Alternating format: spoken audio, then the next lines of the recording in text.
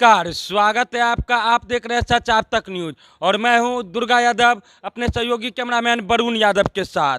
और अभी मैं पहुंचा हूं मधेपुरा जिले के बिहारीगंज थाना। जी हां, मैं आपको बता दूं कि जब रक्षक ही भक्षक बन जाए तो आम आवाम का क्या होगा। कुछ ऐसा ही मामला बिहारीगंज थाना का प्रकाश में आया है। बिहारीगंज थाना पुलिस प्रशासन सारे हैवानियत पार करते हुए रक्षक ही भक्षक बन गए। एक मृतक के मौसेरे भाई को थाना पर उठा के लाते हैं और भर रात और भर दिन कुटाई कर अधमरा कर देते हैं।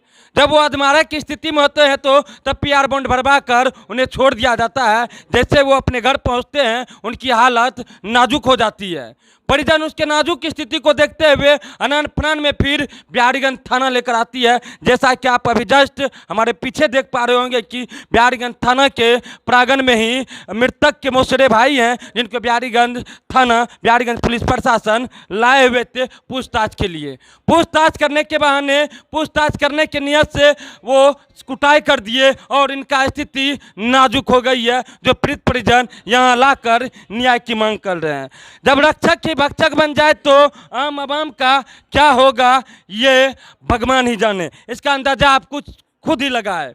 जिस पुलिस प्रशासन से, जिस कानून से आम आवाम न्याय की उम्मीद करते हैं और वही पुलिस प्रशासन भक्षक बन जाते हैं, तो आम आवाम पुलिस प्रशासन पर उम्मीद कैसे करेगी। जिला परिषद प्रतिनिधि हैं, इन्हीं से जानते हैं कि क्या कुछ मामला है, क्यों इस युवक को अधमरा स्थिति में बिहारीगंज थाना लाए हुए हैं। क्या नाम हुआ सर आपका? अजय शंकर सिंह जी, क्या कुछ मामला है? इस युवक को आप अधमरा स्थिति में बिहारीगंज थाना के कैंपस में लाकर यहाँ पे सुला दिए, क्या कुछ मामला है? हम अपने गृह क्षेत्र मंझौड़ा में थे। हमको खबर मिला जो कि एक लड़का को जो है सो परसों ही बिहारीगंज थाना रात में करीब 12 बजे उठा करके ले गई है रहुआ गांव से, जो जोतेली पंचायत के अंतर्गत पड़ता है। संतोष कुमार नाम है। उसके बाद लड़का जो है सो आनन फानन स्थिति में अपने घर आज पहुंचा करीब लगभग 5 बजे, और वहां जो है सो इसको जो है सो बेहोशी आ गया और यह गिर गया। गिरने के बाद जब हम लोगों ने इसका शर्ट उतरवाया तो शर्ट उतरवाने के बाद हम लोगों को पता चला जो कि इसके पीठ पे कहीं भी बिना लाठी का जगह नहीं बचा है। पूरा पीठ जो है सो इस पूरे पीठ पे लाठी पड़ा हुआ है, ठीक ना। जब इससे हम लोगों ने पूछा जो कि आखिर तुम्हारा यह हाल कौन किया, तो ये लड़का बताया जो कि बिहारीगंज के थाना प्रभारी और बिहारीगंज के डीएसपी अति उदा किशनगंज के डीएसपी सभी लोग बैठ करके, और 2-3 पुलिसकर्मी थे, जिससे दो पुलिसकर्मी मेरा दोनों हाथ पकड़े हुए था और 2 ठो जो है सो हमारे पीठ पर और हमारे पैर पर लाठी मार रहा था, ठीक ना। कहे क्यों मार रहा था जी? तो हमको कह रहा था जो कि तुम कहो जो कि श्यामल मेहता तुम्हारे मौसेरे भाई को गोली मारा है, ठीक है। तो उसके बाद जब ये बेहोशी अवस्था में चला गया तो फिर हम लोगों ने सोचा जो कि फिर लेकर के जाते हैं थाना पे, और थाना पर हम लोग लेकर के आए हैं इस लड़के को। और यहाँ जब हम थाना अध्यक्ष से संपर्क करना चाहे मोबाइल पे तो उनसे संपर्क हुई, लेकिन उनका कहना हुआ जो कि हम अभी थाने पे नहीं जा सकते हैं। अब इस लड़का का क्या होगा ये तो हम लोगों को भी पता नहीं। जहाँ तक हमें जानकारी है कि एक और व्यक्ति को श्यामल मेहता, जो कि केस के मुख्य गवाह हैं, मुकदमे के मुख्य गवाह हैं, उन्हें भी बिहारीगंज पुलिस प्रशासन उठाकर थाने लाए थे। कहाँ पे आप लोग को कुछ पता है श्यामल मेहता जी कहाँ पे बिहारीगंज पुलिस रखे हुए हैं? जी नहीं, अभी हम लोग यहाँ पे आए हुए हैं इनको लेकर के। उसके बाद पूछने से पता चला कि वो जो एक और गवाह है श्यामल मेहता, वो यहाँ पे है नहीं। थाना प्रभारी भी थाना में नहीं है। पूछने के पता चला कि उसको कहीं लेकर के गया हुआ है। तो ये जो है संतोष जी, इनके बताने पर ऐसा पता चला है कि ये कह रहे हैं कि हमसे ज़्यादा उनको मारा गया है। तो कहीं ना कहीं ये आपस में चर्चा हो रही है कि उसको किसी हॉस्पिटल में लेकर के जाया गया है या फिर कहाँ लेके गया है, ये बात प्रशासन ही बताएगा। लेकिन प्रशासन कुछ बता नहीं पा रहे हैं क्या अब उसको लेकर श्यामल मेहता को लेकर कहाँ गए हैं या थाना में? यहाँ पे थाना में कोई भी पदाधिकारी वर्तमान समय में नहीं है, और जो अगर हैं भी कोई बाहर तो वो अंदर नहीं आना चाह रहे हैं, बयान देना नहीं चाह रहे हैं। ये बात हम लोग देख रहे हैं तभी से। अब इसका क्या होगा नहीं होगा कहना मुश्किल है। इस तरह की भावना अगर रही तो कल को समाज में क्या होगा नहीं होगा, किसी भी तरह का अगर समाज के लोग उतर के आनन फानन में कुछ करते हैं तो उसका पूर्ण रूप से जिम्मेदार कहीं ना कहीं शासन प्रशासन ही होगा। घायल युवक संतोष जी के माताजी हैं, उन्हीं से बात करते हैं कि वो अपने पुत्र को लेकर बेड पे हैं। क्या कुछ कहना है आपका? आपके पुत्र का ऐसा हाल किसने किया? दरोगा पुलिस किया हमें से चाहिए नहीं लिए हमरा भगबै रे आपके सामने में मारा है? आपके सामने में? नहीं हमरा सबना देखे नहीं दे रे हमरा सबना हमरा भगबै रे पहले लेकिन आपको पता था कि अंदर आपके बेटा की मारपीट किया जा रहा है आपके बेटा के हमरा साथ? देखे जा रही है नहीं देखे दे रहे तब जाके न लिए खाए ले तब गेलिए तब हमरा बेटा नहीं बोले रे सुतल रे एकदम हमरा सबना में नहीं मारलकै काले मारलकै रात मारलकै या हम एलिए तो हमरा सबना में नहीं मारने से थाना लेकर आए हैं, क्या कुछ कहना चाहेंगे प्रशासन से? हमरा बेटा हमरा यहाँ जे छै हमरा बेटा यदि मरू कर देना चाहिए एकर कुछ होना चाहिए हमरा बेटा के 2 लाख 3 लाख टका चाहिए हमरा बेटा तंदुरुस्त चाहिए नहीं तो थाना पारिवारिक काम कुछ कर सके छिए।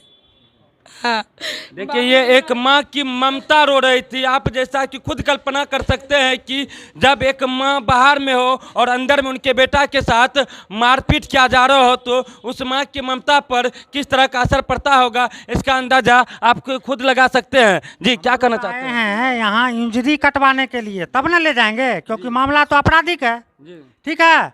लेकिन अभी तक यहाँ कौन पदाधिकारी अभी हैं ड्यूटी पे ये भी हम लोगों को पता नहीं चल रहा है।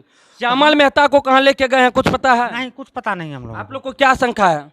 अब हम लोग अभी क्या बता सकते हैं जब पुलिसिया कार्रवाई जो है सो अवैध ढंग से चल रहा है यहाँ, ठीक ना। जो जिसका नाम जिसको अभियुक्त बनाया गया है पीड़ित किसको अभियुक्त बनाया गया? परिवार के तरफ से जिसको भी अभियुक्त बनाया गया है, ठीक ना, उस पे किसी भी प्रकार का कोई पुलिस के द्वारा दबाव नहीं बनाया जा रहा है, ठीक ना। लेकिन अब पता नहीं कौन सा ये टेक्निकल जांच चल रहा है। जो लोग गवाह बने हैं, जो लोग मृतक परिवार के परिजन हैं, उनको पुलिस उठा करके और इस स्थिति में पहुंचा रही है, जो कि आप देख सकते हैं। उसका उदाहरण है जो कि उसके पीठ में कहीं भी जगह नहीं बचा हुआ है जिस पर लाठी नहीं लगा हो। जी क्या कुछ कहना चाह रहे थे आप? देखिए मुख्य रूप से इस में जो अभी अभियुक्त बनाया गया वो सिकंदर अंसारी नाम है, जो कि जहाँ के रहने वाले हैं मनोहर मेहता जी, वहाँ के वो वर्तमान मुखिया के पति हैं। और आप थाना में देख लीजिए कि ऑडी पदाधिकारी का यहाँ पे बोर्ड लगा हुआ है। एक बार कैमरामैन से चाहेंगे कि इसको दिखा दीजिएगा श्रीमान। ऑडी पदाधिकारी का बोर्ड लगा हुआ है, टेबल उनका है, टोपी उनका यहाँ पे जो है ना ड्यूटी कर रहा है। बाकी ऑडी में कौन है नहीं है कहीं पे कोई नहीं है। आप अपने से एक बार जा करके चैम्बर में कुछ लोग बैठे हुए हैं, उनसे अगर पूछना चाहे तो पूछ सकते हैं। जी क्या कुछ मांग लेकर आए हुए हैं यहाँ? आप घायल युवक को लेकर आए हैं, क्या कुछ मांग है आप लोगों? देखिए 31 तारीख को हत्या हुआ है और आज है 14 तारीख, कुल मिलाकर के 15 दिन हो चुका है। और 15 दिन में मृतक के दरवाजे पर सांसद, आलमनगर विधायक, बिहारीगंज विधायक, मधेपुरा जिला के एसपी, अनुमंडल के अनुमंडल पदाधिकारी, अनुमंडल पुलिस पदाधिकारी, बीडीओ, सीओ, दरोगा सभी लोग पहुँचे हैं मनोहर मेहता के दरवाजे पर। लेकिन आज तक एक भी जो उसमें 5 नामजद अपराधी है उसमें से किसी एक के भी नाम पर कहीं भी कोई भी छापा नहीं पड़ा है किसी के घर पे। उल्टे जो मृत परिवार है उसके परिजनों को परेशान किया जा रहा है प्रशासन के द्वारा।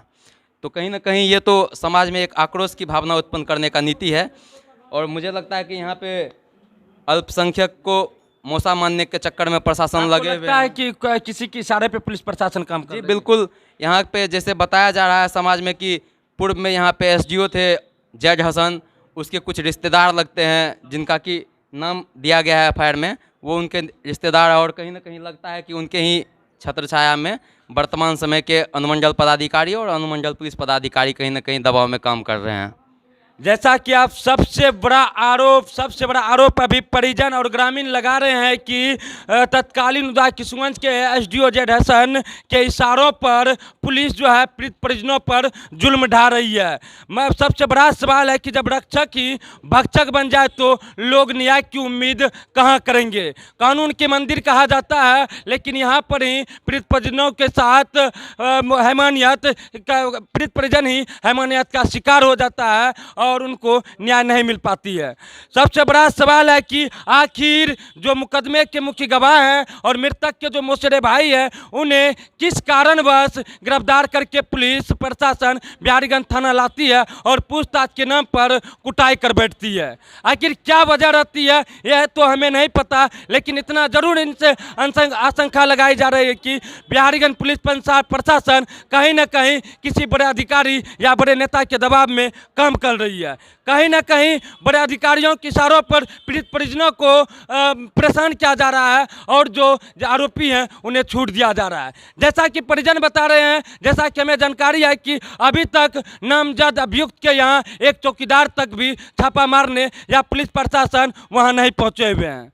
लेकिन मृतक परिजन के यहाँ मृतक परिजन के कई सदस्य को थाने पर उठाकर लेकर पुलिस प्रशासन आई है और उनके साथ हैवानियत जैसा कार्य किए हैं। बीते दिनों उदय किशुनगंज प्रखंड के उप प्रमुख को राजेश यादव जी को और स्थानीय शिक्षक एक सम्मानित शिक्षक जी को भी पुलिस पूछताछ के नाम पर थाना पर लेकर आती है। सबसे बड़ा सवाल है कि जब नामजद किसी व्यक्ति को किया गया है, आखिर उस नामजद व्यक्ति को, उस नामजद अभियुक्त को की गिरफ्तारी क्यों नहीं हो रही है, यह सबसे बड़ा सवाल है। आखिर उनकी गिरफ्तारी कब होगी? आखिर पुलिस जांच के नाम पर, कार्रवाई के नाम पर पीड़ित परिजनों को कब तक परेशान करती रहेगी? आखिर कार्रवाई के नाम पर पीड़ित परिजनों को कब तक पीड़ित परिजनों के साथ मारपीट करती रहेगी? आखिर अभियुक्त की गिरफ्तारी कब होगी? आखिर क्या कारण है या किसके दबाव में बिहारीगंज पुलिस प्रशासन अभियुक्त की गिरफ्तारी नहीं कर पाए हैं?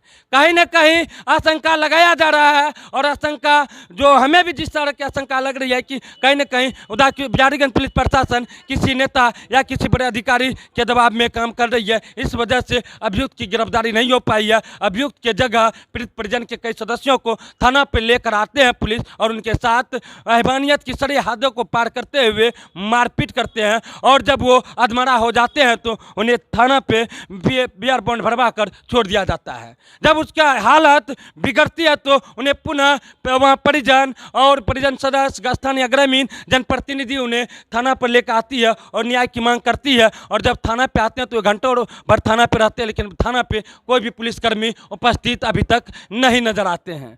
और श्यामल मेहता जो कि मुख्य गवाह हैं, उन्हें अभी तक नहीं छोड़ा गया। आखिर श्यामल मेहता कहाँ है? आखिर पुलिस कार्रवाई के नाम पर, जांच के नाम पर श्यामल मेहता को कहाँ लेकर गई है, ये किसी को नहीं पता है। अब जिस तरह का इन लोगों का मांग है बिहारीगंज पुलिस प्रशासन से, अब देखना होगा मधेपुरा पुलिस कप्तान किस प्रकार की कार्रवाई ऐसे पुलिस प्रशासन, हैवान पुलिस प्रशासन पर किस प्रकार की कार्रवाई करते हैं, देखना शेष होगा। बहुत बहुत